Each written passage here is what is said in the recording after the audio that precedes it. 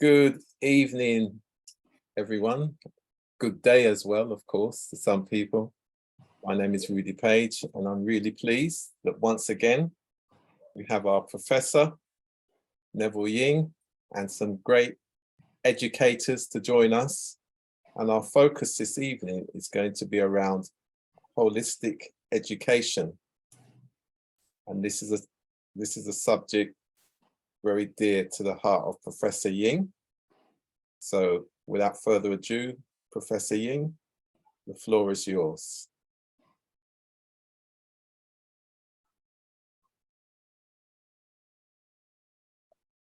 Professor Ying. Right, okay. He's gone away for the moment. So what we're going to do then, it's good to adapt. I think I'm back. Oh, okay. So Professor Ying, we're live. So can you take us through? In fact, what I'm going to do, I'm going to restart the broadcast. I think that might be better. So.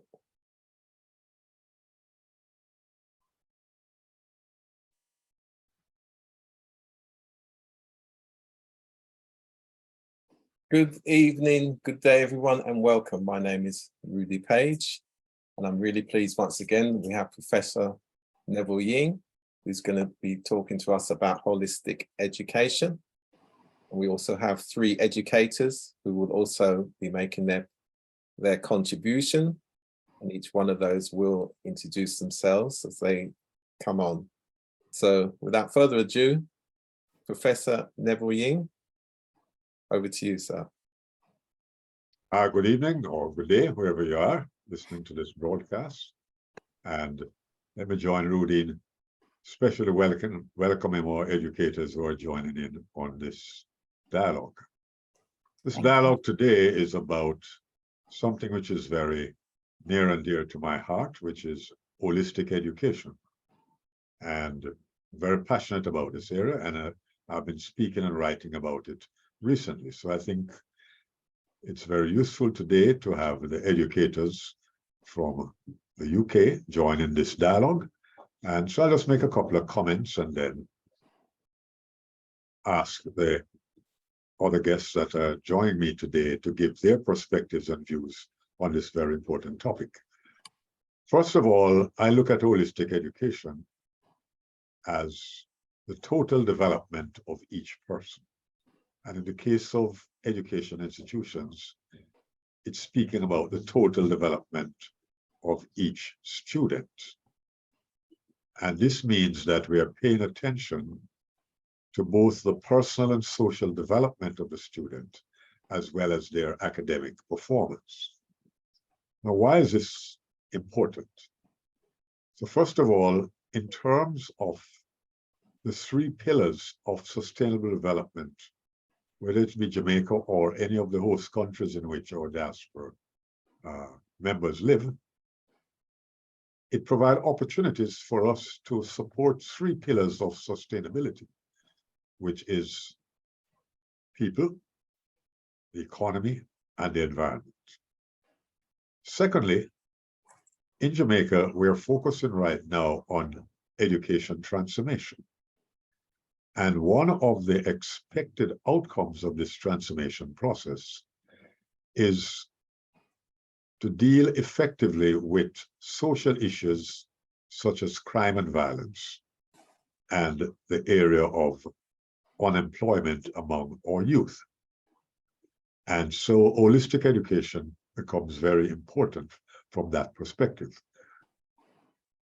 What I use as a sort of compass to direct us through that journey is the four educational tenets of UNESCO, which are learning to learn, learning to do, learning to live in harmony with each other, whether at work or at play, and most importantly, learning to be, which is preparing for a future which is very unpredictable and uncertain.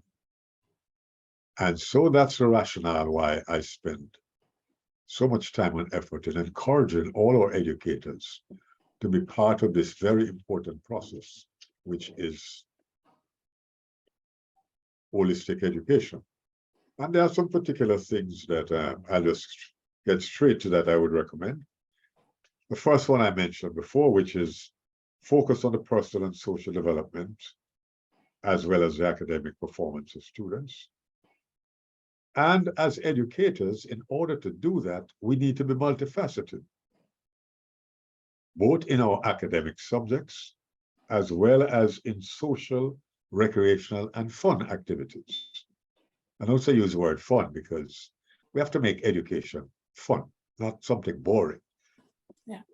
And thirdly, spend quality time with students to help them to engage in both academic work as well as these co-curricular activities, which will contribute to their social and personal development. And lastly, make your teaching and learning activities inspiring and full of fun and excitement. The other point that I made as well is that we should use a range of psychometric tests to assist us in this process. So rather than focusing only on achievement tests, we should also be focusing on personality tests, emotional intelligence tests, and aptitude tests, because these are tools which help us in this process of seeing how well we are doing with the whole area of holistic education. So those are my opening comments, and what I'm very interested in now is the perspectives of our guests, Dorian, Elizabeth, Gertrude. So let's have some sharing in the dialogue session. Thank you, Rudy. Thank you very much for that, Professor.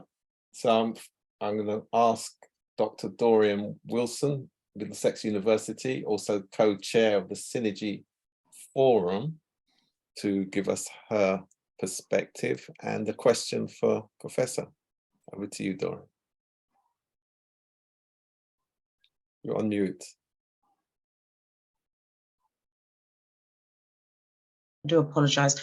What Professor Ying espoused resonates with me. Learning to learn is subject to understanding self in context of learning.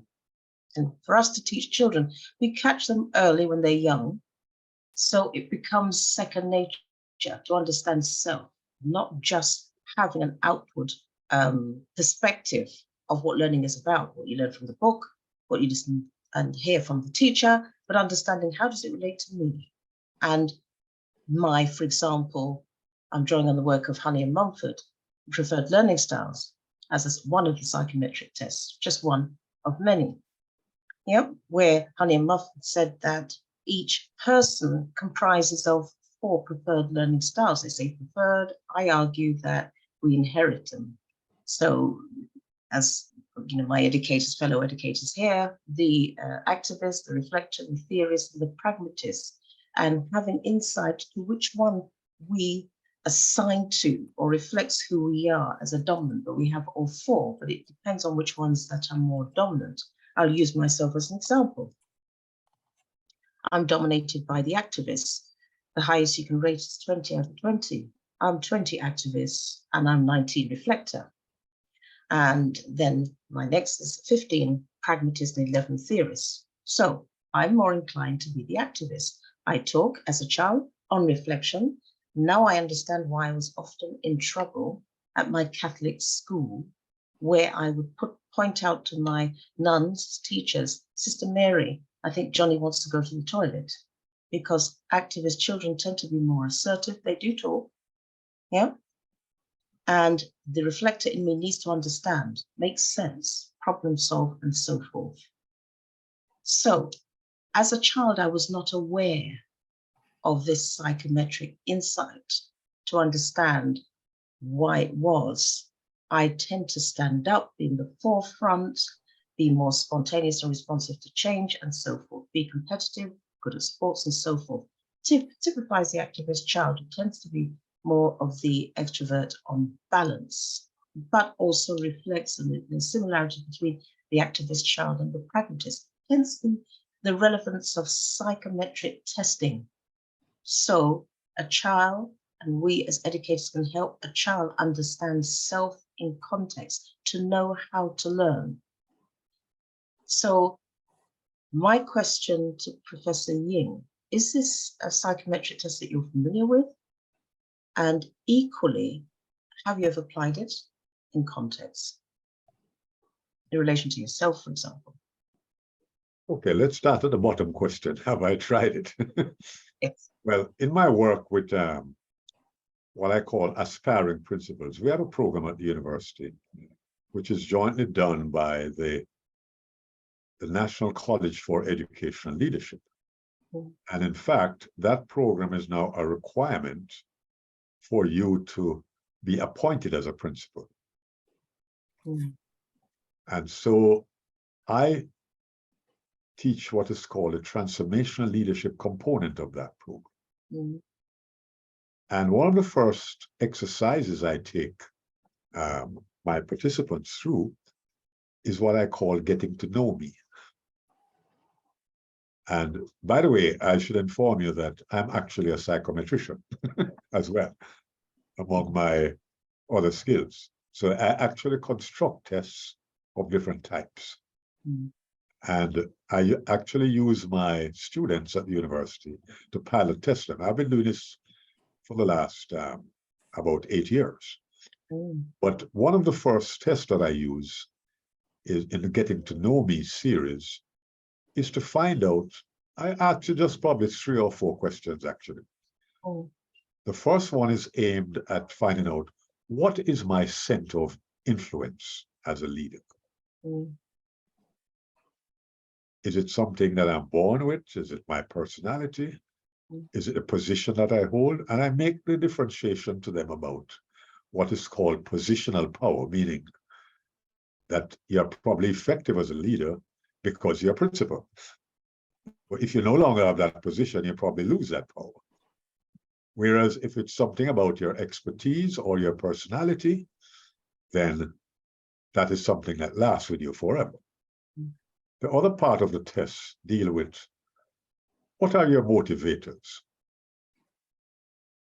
When it gets very cold and rainy, what motivates you to get up and feel fired up to go to school, and make your contribution? Is it your need to achieve? Is it your need for success? Is it your need to belong? So I go through those kind of what they call in that question. And the other question deals with, are you predominantly a transformational leader or a transactional leader?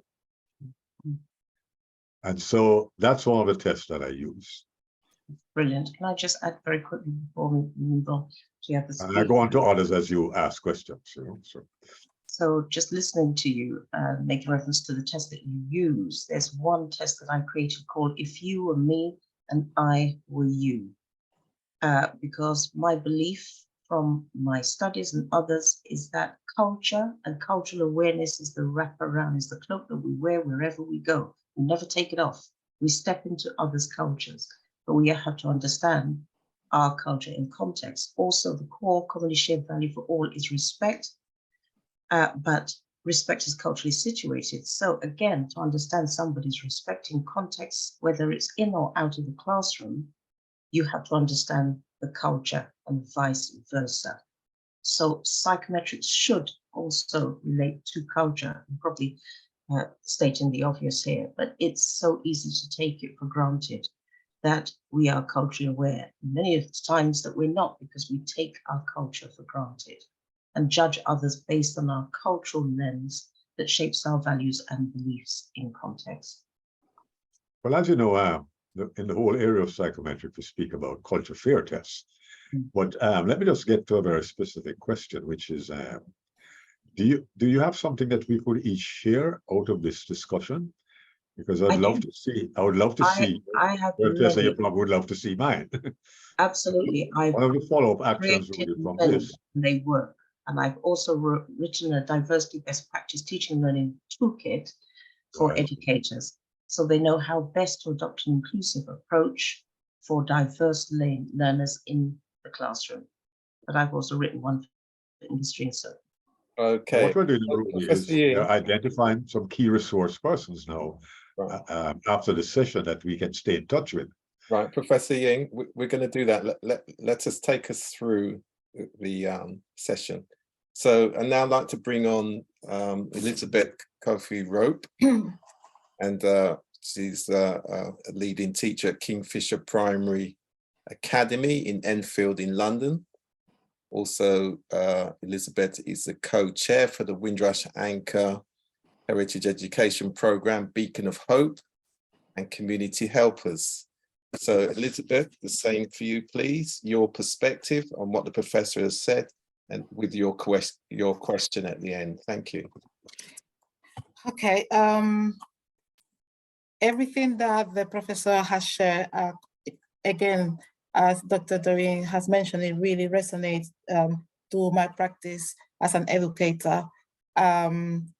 In our school, our approach towards the children is completely holistic, and we start with our vision statement of the school, and then implement with everything that we do in terms of with adults and staff training necessary to implement and make sure that we look after those children as the whole child, as the holistic approach requires. So everything that you mentioned, learning to learn, learning to do, it really resonates. Additionally, through the national curriculum, that's what we use in the UK to teach the children. We have in our schools something that we call the Force for Positive Change, whereby we acknowledge the culture and heritage of every individual child, and we have 53 different languages in my school. But most importantly, when we talk about becoming active citizens and in society, we allow our children to make a change now. So everything that we teach and how we teach the children comes from a landmark of why. Why am I doing this? Why am I teaching this? Why I have to learn this? And what is the impact? Okay, so we feel that in that way, we really equipping the children to become active, and they don't have to wait until being in university or being adults. In terms of the type of tastings that we do to the children, all our teachers and support staff, we are trained as with one scheme that we call zones of regulations. So one of the things that we found very, very important for the children to articulate the emotions and the feelings. So every child in every class understand the emotions and they can articulate them. So these emotions are shared in 4 different colors.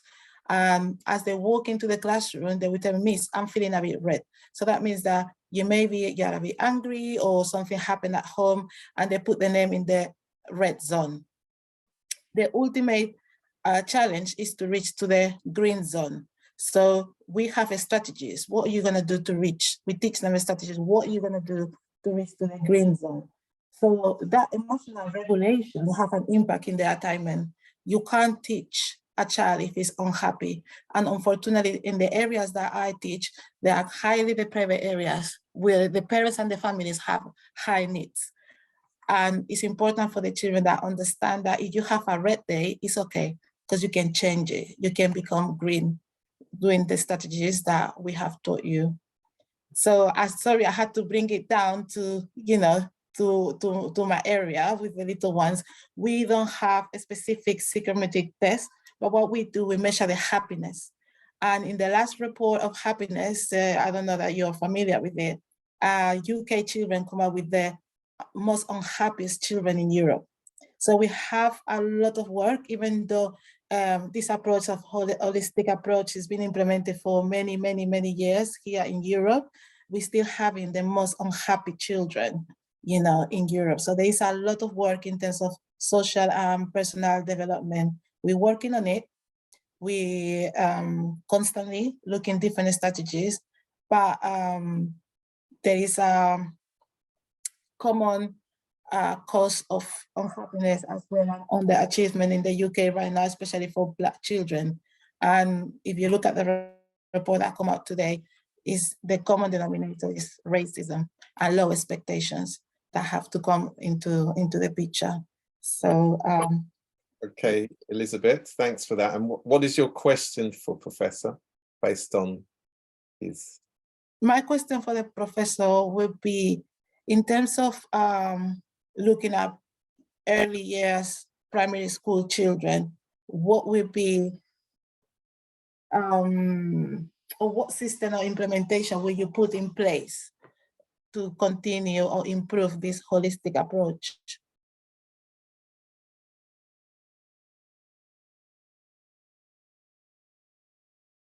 Professor?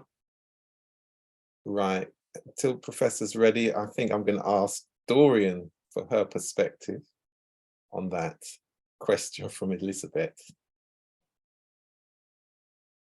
Well, what I would say is that Professor Ying mentioned it before, the social perspective, the environment the child is in. Yeah. So it's important to ensure that the child is fully aware that there is pastoral care support there for the child to navigate, balance the social environment that they're in. Because the challenges come from all perspectives. And need I say the cost of living?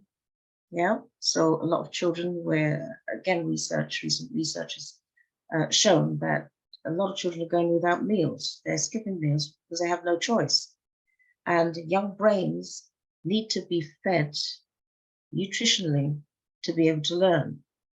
So having the child in the classroom and having interventions like support in that context, some of which are already being rolled out, such as free meals for those students where they come from a single parent background or the parents are on the low income and so forth. So you have that support, but there's also the other perspective, the stigma that goes with it. Yeah, but you make a good point there, Dorian. And Gertrude, I'm going to bring you in because what you're suggesting actually as well, Dorian, that what we need is a more holistic and aligned approach between the social and cultural development programs that are going on in those very same areas. Absolutely. Because if you think from a public health perspective, a community development and inclusion, we have these programs going on all the time. Good example would be in Haringey, we have a program called Healthy Neighborhoods. And that is designed to connect communities and look at the broader determinants of, you know, community well-being. Yeah. So that would suggest then, and you're well positioned as the co-chair of the Synergy Forum, so let's see how these relationships can be built between education and the community and the community development process. And the community, but it's not just from an outward perspective, going out to connect up with them, but bringing them in. Yeah, having an advocate, absolutely. advocacy process on the school premises there. Absolutely. So again, you know, we have parent teachers associations, and I'm sure that they're sensitive to some of the points that Elizabeth has made. No doubt there is a link through the parents to some of these other bodies. Now, are there any barriers within the education system for that engagement and that relationship building to take place? But that's a discussion for another time. But I think it's really good that you've both opened it up in that way. We certainly will think about that. So when you think about it, that schools are feeder educational institutions for college and university. Yeah. Absolutely, but they would mean that would mean that there would need to be a system cultural shift. Yes. Of individuals to say, okay, we're, as the young people come through, we're also thinking more holistically about those broader determinants, but not only that, we're willing to work with those other agencies and programs of activities. Keep that wraparound. I mean, it's a challenge still that health talks about and still has a challenge in doing that, but that link between health and education, well-being, and the mental health of our young people as well, and their families, because I think And their families, sense, you'll get the families on board. Exactly, but I think also, Elizabeth, in what you said behind that is the mental health, cost of living, the stress, isolation, domestic challenges that parents face. It's just like we cannot underestimate and deny when that child walks into the class of what he's carrying, the baggage and the burden that they're carrying, because they're carrying, especially a lot of the children in my school are speakers of another languages. So they also carry that additional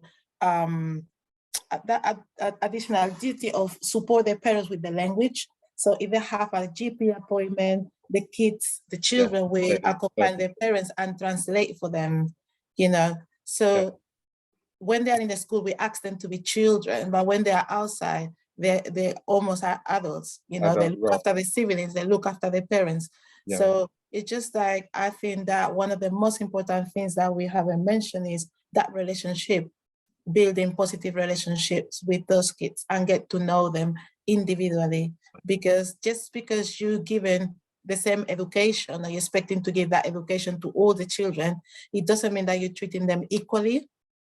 Yeah, we're now talking about equity, but before we go there, because that's another program altogether, which is a great point. But finally, the only thing I want to say is at North Star, our vision statement is reduced in three letters. Okay, it's ECO. So E standing for education, C for community, and O for opportunity. So our vision statement is well placed, you know, and the target is well placed as well. It's a matter of how we're going to deliver it in an effective way. We're working really hard on that. Excellent. So Gertrude, are you able to give your perspective on what we've been speaking about? Yes, Rudy. Can you hear me? Go ahead. I mean, there's so much here.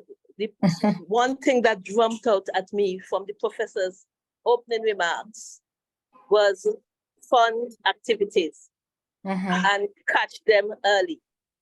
And I'm coming from a perspective here, not from the UK, but rather from Montserrat. And because I've had the privilege, I should say, of teaching at every level of the system, from pre-primary to secondary to tertiary, I have a very good perspective and very good ideas of what transpires in every classroom at every level. Now, the fun activities, I would tick, because without fun, it's difficult to get students to learn. And that's from my personal experience. So I love that Professor spoke about fun activities. And one of the things that I put in place over years, I am a Brunerian at heart.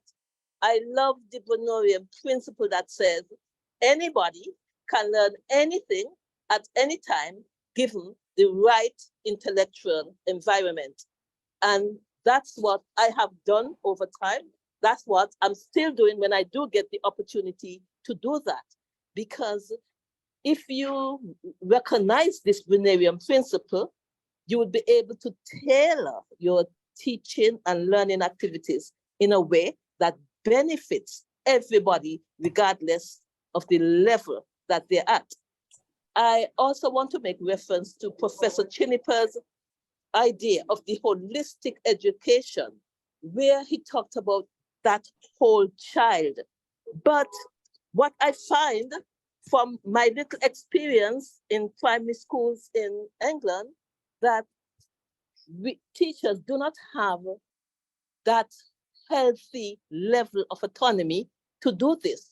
In Montserrat, it worked perfectly because we had that level of autonomy where we were allowed to do things in a way that benefits the entire child at whatever level that child was at. I also want to make reference to John Bates, his idea of a sense of agency that we must develop in every child. And if we don't develop that sense of agency, what you think would happen to that child? We need to, because if they're not responsible for their own learning, if they don't see, I have a part to play in my own learning, how would they move forward? And I must add to this, while I'm on this sense of agency, recently I presented a paper at a conference, and it was talking about STEAM and STEM and STEAM, and my addition to that was STREAM, and the R in the STREAM. I want to just welcome. Hello? Hello? Hello, are you hearing me? Right. Okay. Gertrude, Professor Ying has come back on. Right. I was just saying, who came on momentarily a while ago was Carol Watson Williams, who is the wife of the new Jamaican High Commissioner to London. And so she was listening in because these are some of the persons that she would like to meet when they get here, when they get there in October, okay? Right. So, Professor Ying, if we go back through this process, so Gertrude, did you finish the point that you wanted to make? No, I just wanted to say, with all the emphasis on STEM and on STEAM, in my paper, my addition to that was STREAM, STREAM, where the R in STREAM stands for responsibility. And that is not only the responsibility of the child, but the responsibility of every teacher, of every lecturer. So that is a paper I'm now developing on STREAM as an extension to STEM and STEAM. So that's where the sense of agency comes in. And lastly, I would like to say that we need to have put into practice Isabel's idea of advanced organizers, because Professor spoke something about motivation. How would they motivate if it's raining today? Do I feel like going to school today? Or do I feel like doing this today? But if proper advanced organizers are put in place, they will feel like going. So those are just some things that came out. And I love the idea of transformational leadership because it works. And what is your principal question for Professor Ying? I would like to ask Professor Ying what he thinks of the advanced organizers at every level of the teaching and learning system, and how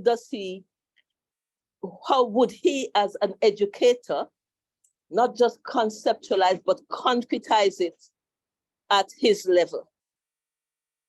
Okay, Professor Ying. All right. First of all, I think all the theories that you mentioned are things that are compatible with what I do. What I'm pushing now really is how do we get all of this into our teachers' colleges and our teacher education institutions? Because I think that the preparation of teachers that are going out for the first time, as well as the whole area of in-service teacher training. So that I mentioned another paper that I wrote, which is called Education Transformation. And so a lot of the points that you made, including the last set of points, are recommendations that I've put out in that paper. One of them is parenting education. And one of the points that was made earlier is the importance of really getting the parents involved in that process. And the other point you mentioned about STEM is equally important, but one of the things that I try to do is to keep STEM as STEM and then align it with other things. Because some people want STREAM, some want STEAM, and but the point that is being made really is that we have to align these things about science, technology, engineering, and mathematics with other things that are important to the development of the student. And that alignment is what really is what holistic education is about. How do you align it with responsibility that you spoke about? Or do you align it with values and attitudes? Because those are going to become very important when the child progresses through the education system, as well as when they graduate to go out into the workplace. I had the experience where I interviewed a young man who got a first-class honors. And at the end of the interview, I said to him, I will not be hiring you. And he said, but I have a first-class honors. I says, well, you do, but you won't fit into the chemistry of my organization in terms of your skills to relate with people and work as a team, which was not part of his university education at all. They were just focused on him doing very well in his subject areas and getting a first-class honors. But out in the working world, because at that time I was in the corporate world, to me, at the workplace, it was most important that everybody worked together in harmony and accommodate the diversity of viewpoints and people that we have at the workplace. And he wasn't in tune with that. So he would not fit into my organization. So I'll just reinforce the point that whether you're at early childhood, primary, secondary, or university, all these principles remain the same. Professor Ying, so let's then move along from a system point of view, because you're describing for that young person, and I would ask the question to all of you, but where would that learning take place for that young person in order that they, when they come out to the wider world to be interviewed? And going back to Dorian's point earlier on, that you may not, that person may not be somebody who has those natural skills. So where were they expected to learn that? And this is an open question for the educators to talk about and then come back to you, Professor Ying. Where should that take place? Where would you expect that to take place? And of course, Professor Ying alluded to it, within the delivery of learning and teaching itself, there's a cultural shift required. And again, where would those educators get that transformational thinking and culture change, where there may be some reluctance? And even with going on training, as we know, culture resets itself very quickly as well. So I'll lob that back to our three educators. Well, personally, I say the classroom is a lab. And in that lab comes children and adults from different backgrounds, different experiences, different learning standpoint in terms of perspective across the board, different cultures in that space. As I said, the culture is the wraparound. It is our job as educators to help them to elicit that data up front, up close. So going back to culture, as I said, it's the cloak. We're born in culture, we're raised in culture, we don't understand it until we step out of it, as Mick Brooks says, into somebody else's. It's like asking fish, what's it like swimming in water all the time? But if that's all the fish does, it cannot tell you what it's like swimming out of water until it flips its body out into an atmosphere that feels different to its own. So when you have these different facets of experience in the classroom, it is an opportunity as an educator to navigate, to help to bring to the forefront by probing and asking. And I do things such as exercise I do, for example, apart from the interventions that I create. Like I mentioned, If You Were Me and I Were You, which is the identity swap exercise that students, participants, and I use it with corporate leaders as well, to work in pairs, to share insight to their lived experience that challenged any of their identities. And I ask them to select 3 to 6 from a card that they know, this is me, this is me. Share insight to person B. Tell them, so what is it about your diet, your height, your culture, your background, and so on? And then share insight to a critical incident that challenged one of those identities without saying what you were thinking, how you would respond, what you wanted at the end.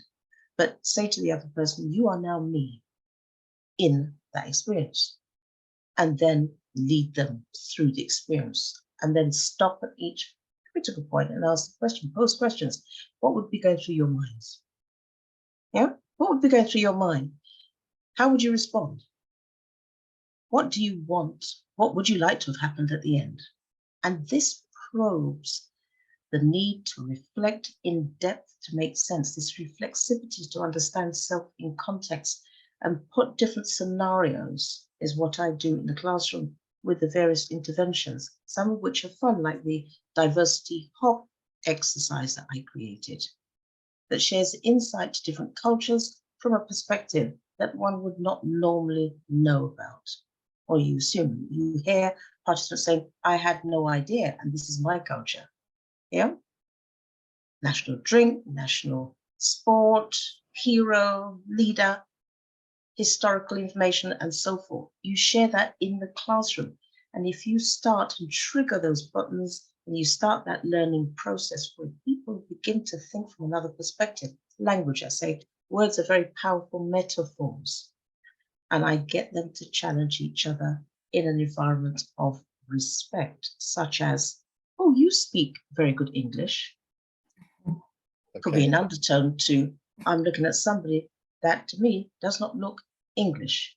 Of course. But I know that they were born, raised, went to school. Why wouldn't they speak very good English? Where does that come from? Exactly. Mhm. So Elizabeth, then we'll come to Gertrude, your perspective. My perspective from the point of view of this student that Mr. Jean interviewed, I think that that interview itself will be an experience to become more reflective in terms of why he didn't get the job. I think that if we take it to the classroom at the age that I teach, children learn by experience and modeling, you know, so those experiences, that's the ones that are gonna be building the emotional intelligence of those children. Also, really important, as I said, emotional intelligence, resilience. He just felt he didn't get the interview. He's gonna make sure that the next interview he's equipped, you know, to fulfill the needs of that employee. So as I said, as Mr. Professor Jean said, it's a very good example because at the end of the day, this student have completed his study. He doesn't have the opportunity to go back, you know, to university and gain those skills as Dr. Doreen has mentioned. I can put myself as an example. When I went to university in Spain, I was not educated. I was doctrinated. So I was advanced and I just have to take in information. So it was a cultural shock when I came to university in London, actually in Middlesex University, when it was demanded for me to develop my critical thinking. Oh yeah, you know, this psychologist said this, but this educator said that. So what do you get out of it? You know, so I didn't have that dictatorial regime in terms of education. It developed my critical thinking. Also in 1992, when I read the emotional intelligence book, the first time when I went to university, I realized that I was not dumb. I was actually quite talented because I have quite tons of emotional intelligence because my culture, my heritage, what I had to experience as a Black child, as a Black woman in Spain, made me the person that I am, a person that can empathize, I can talk to any type of people, and I can listen, not to respond, but listen to understand. So I think that it's all about experience, and the first step for that student was actually that negative experience with Mr. Jean. But I think that at the end of the tunnel, it will make him a better person. It makes sure that he realized this is what I need to be equipped with. Okay, thanks for that. And Gertrude, your perspective before we come to nearing the end. I don't know if I'm giving the perspective to what you want, but what I'm seeing, Dorian made a very, very good point about the language and the issue we have. How do you deal with that at classroom level? And the activities that she uses, they're quite practical. But that's why I was trying to link the Brunerian principle to the whole discussion, because Dorian is doing that at her level. But how many other teachers who are at a different level to that of Dorian, how many of them are doing the same thing? How many of them are doing that to make it work? And if I should tie that to what Elizabeth just said, it seems to me that the question of critical thinking comes straight out of the heart of the fun activities that Professor mentioned earlier.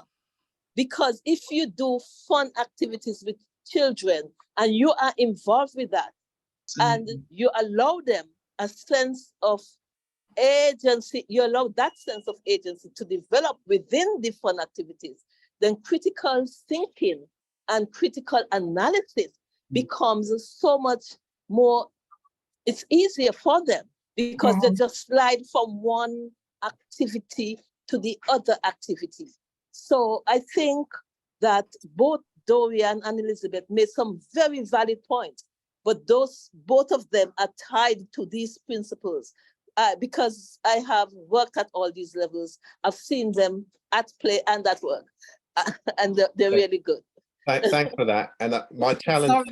Sorry, Rudy, I would like to add Go ahead. to her point that one of the things where she's talking about urgency and critical thinking, when you give the children in the classroom that option, you empower them and automatically they become responsible of their learning. It's up to me. This is what I have to do. And I thank you very much for your point. Right, great. So I'm going to come back to Dorian on this topic, Dorian. And I touched on it before. It's how do we get that learning to those who are going to be the future teachers? And Professor Ying mentioned about Micro College, and you've been involved in the teaching of teachers, train the trainers, whichever term we want to use, because we're talking about young people and the necessary techniques for teaching them. But I really would like us to talk about the people who are going to be trained to teach young people. Yeah. And stay in that area. So leave young people aside for the moment. But it's the teaching of the teachers. Absolutely. Yeah. And that's one of the reasons why I wrote the Diversity Best Practice Teaching and Learning Toolkit, because I know as educators, and time is of the essence, so I'm summarizing. Over the years, I've got more than 36 years experience in this area. And I used to be commissioned, for example, the Learning and Skills Council as one to identify why their FE providers could not meet their minimum EDIM targets, quality measures. And what I discovered, that they were out of touch. Those who had the power and control, those as educators in the classroom, weren't culturally aware. So their way of teaching would be via their own cultural lens. Yeah, what they knew and understand. And based on the curriculum, which is from a more Western perspective. Yeah. So we have to decolonize the curriculum. How do we do that? You've got to get to those new educators, old and new. It's a transient process, and it should be part and parcel of the PGC cert, higher education, further education, training. It should be embedded, but it has to be delivered by those people that know what they are doing. And let me throw another challenge to that to you, systemic wise now, is how do you overcome the cultural reluctance to do that? Well, put it this way, the only way to overcome the cultural reluctance, people will only step back and not participate, because particularly from their perspective, if you are thrusting them into a space, that means what I know and understand might no longer be best fit. They're not going to want to go there. Right. Yeah. So it can create an untenable situation. So it's easy to step back and feel that you have an option. Now, if you link it to the fact that this will mean the difference between, sustainability in education, which is conjoined with legislation which is mandatory, such as the UK Equality Act 2010, that makes evident that you cannot discriminate against anyone that reflects any of the 9 protected characteristics, whether directly, indirectly, or due to a lack of awareness. It's still against the law. So if you have scenarios such as, what if a child accuses you or the parents accuse you of discriminating against their child, which might not be the motivation? Let's look at the case of Fulham boys' school case, where a Rastafarian child is the religion. Yeah. The new head teacher changed the policy, the dress code policy, and said boys must have cropped hair. So immediately that child is excluded. That teacher was not culturally aware, decided to isolate the child because the parents said, by the way, our child is a Rastafarian. The child communicated to the teacher, and it escalated. It led to protests. Also, I advise those parents. Yeah? That's a great example. Right. Professor Ying, before we close, is there anything that you would like to add? And before Rudy, before Professor, may I just piggyback on something Dorian said, and you said as well. Go ahead. It has to do with the training of the teachers. And what I find from my own experience, that the system never get it right. The system tend to focus on teacher training, teacher education, rather than teacher training. And they tend to interchangeably as if they mean the same thing. They don't. So until the system can get that difference between teacher education and teacher training, then we'll always have a problem. And I think that's where a lot of the problems arise. We need to make sure we know the difference between that, so that we put things that Dorian said into place. Such a great That's just point. what I wanted to add there. So Gertrude, that's a great point, which we're running out of time, but we are holding you educators to account for that. So in the health, we talk about collective responsibility. So our community has to hold our own educators to account for making that transformation. And we spoke earlier on around transformational leadership. So what we want then is not just the articulation from our great educators about what should be done in the classroom, but what they are doing as a collective body to transform the way that they deliver this change, this necessary change, systemic change. Otherwise, it's not going to change, and we'll just be, absolutely. So you need to be the advocates of this change. In other words, that's the advocacy we need to see on our platforms, on our community platforms, whether we're talking about health, public health, mental well-being, community development, educators from our community setting out very clearly the way learning should be delivered. On that note, it reflects the title of a research paper that's going to be published in the book on the 30th of November, called A Place for Learning That Feels Like Home, Meeting Diverse Students' Learning Needs to Promote Sustainability, Business Sustainability in Education. In this instance, higher education. Right. I will Elizabeth, I can see you want to say something. Come in. I've been actually, this really resonated with me because I've been doing quite a bit of work in Bristol and had to reach areas where our children are in a school where there is non-representation and there is no idea of how to satisfy their needs in terms of heritage and culture.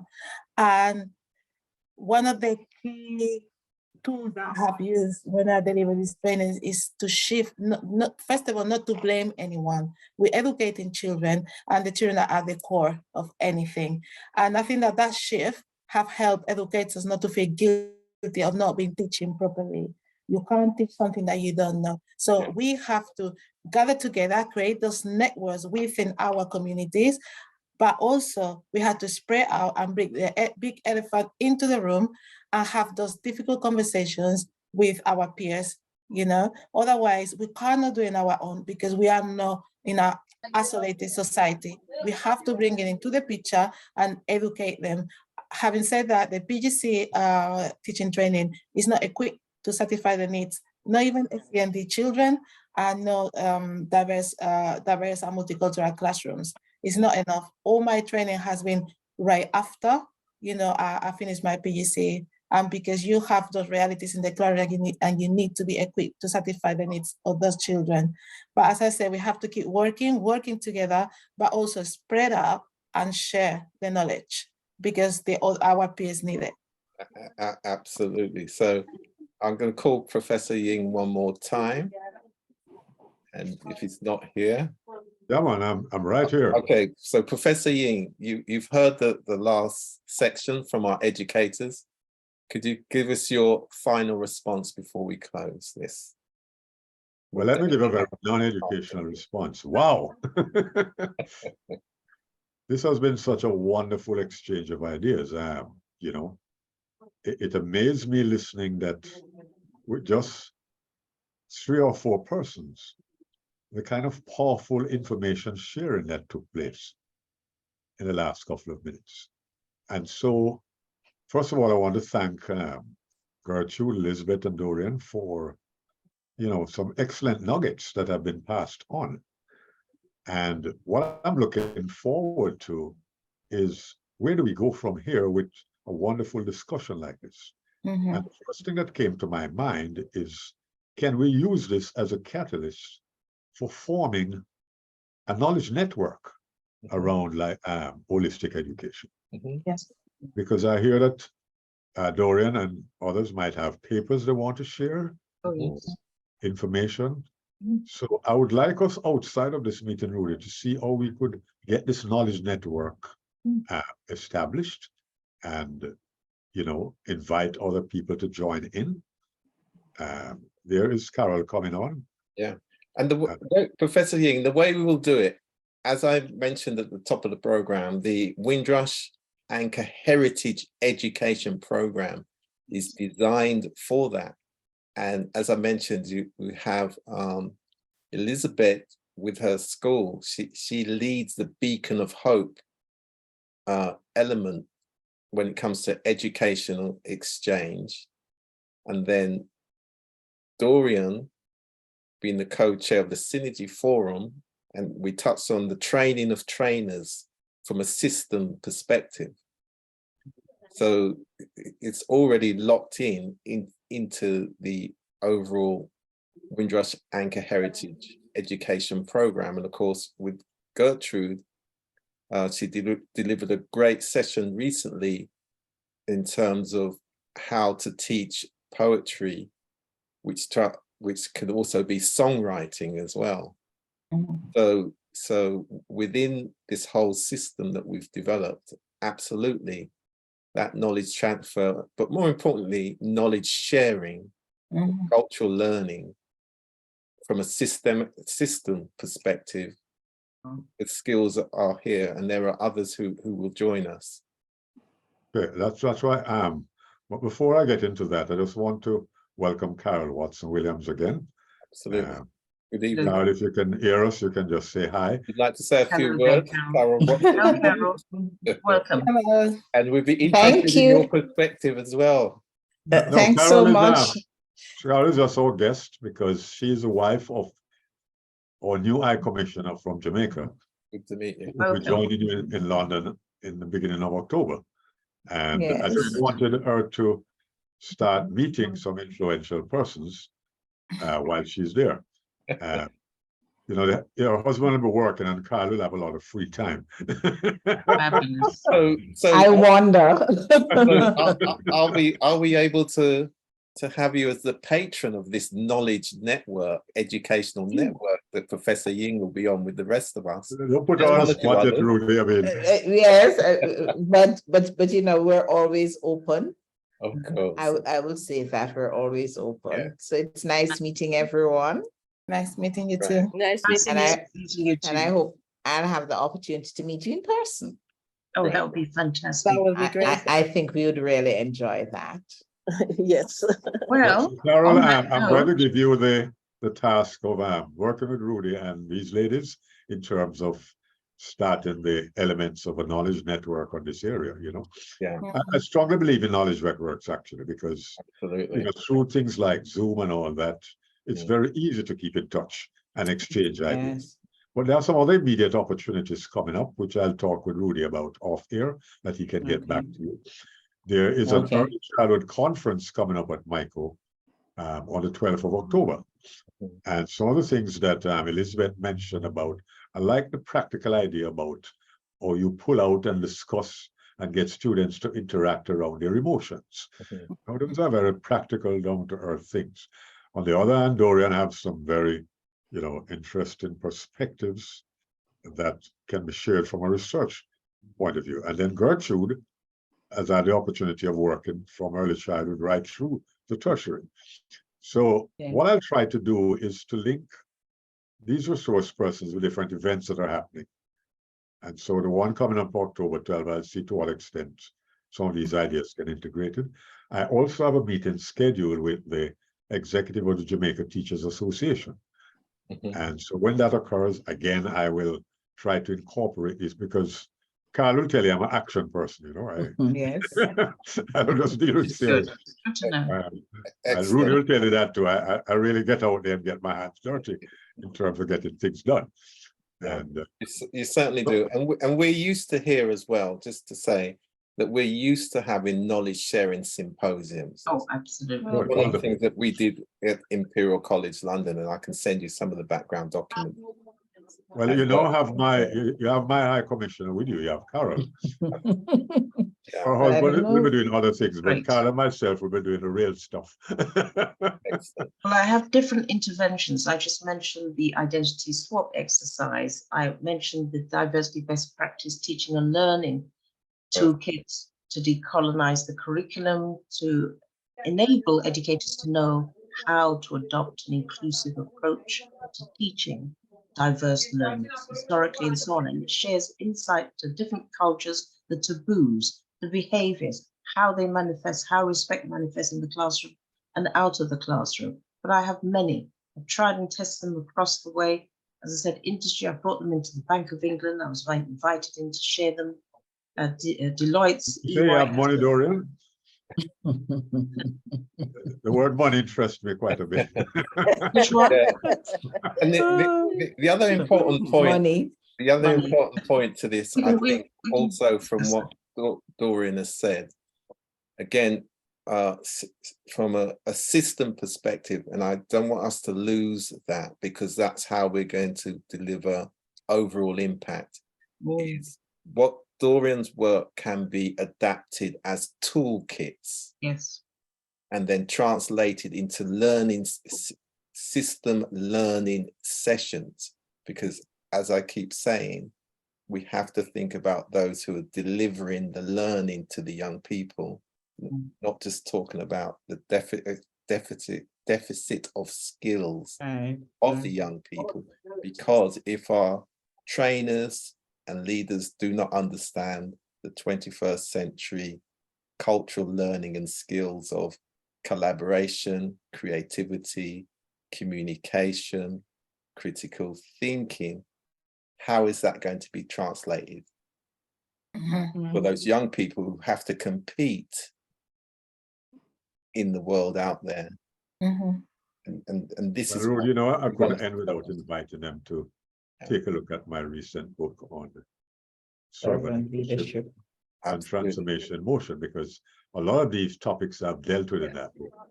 For instance, I spent the whole time on empowering, which is a lot spoken about today, but we'll talk about that another time. And again, that's a great subject to have. Sorry, Professor Jing, how we can get access to your research, education? We'll arrange that. transformation? We'll arrange all of that. Okay. Yeah. No, All right. Perfect. Rudy is my agent. I'll speak to the boss. Yes. And now I have Carol over here as well. So Yes, I I have 2 can points take a of few in my contact now. luggage. Great. All right. That's So fine. thank you very much, everyone. And Thank you, Thank Carla. you. Very happy you could join and you can. Yes, feedback I to came Alex. on before and then I got knocked off and then I tried. Yeah, I'm glad I Rudy has a caught, habit of even doing though that. it's He didn't know who you were, so he it got wasn't off. me. It wasn't no, me. I was allowed in, you know, I was in, and Exactly. then I got knocked off. So I'm happy I was able to come back before you ended Yeah, it Excellent. wasn't me this time. That's the important thing. this time. It was nice meeting everyone, and Nice I'm meeting you sure too, Karen. we're going to Rudy, what you continue do the for me, Nice meeting you conversation. too. when Alex Nice, get in touch with Elizabeth. you, then you can link up with Carol, and then you can put her in touch with these three Absolutely. very excellent resource persons as a start. Yeah. I will begin from Okay. Well, you met the 3 leaders of our team, haven't you? Which is great. Yes. Elizabeth, Gertrude, Dorian. You couldn't get 3 better leaders than that. Oh, thank you very much. Thank you. Nice meeting A, everyone. a pleasure. Yes, you. it Good night. was. Take good care. Have a good rest of your Night. evening. and Thank thanks you. all Thank again. you, everyone. Thank you. Thank you. Thank you. Bye. Thank you. Bye. Bye.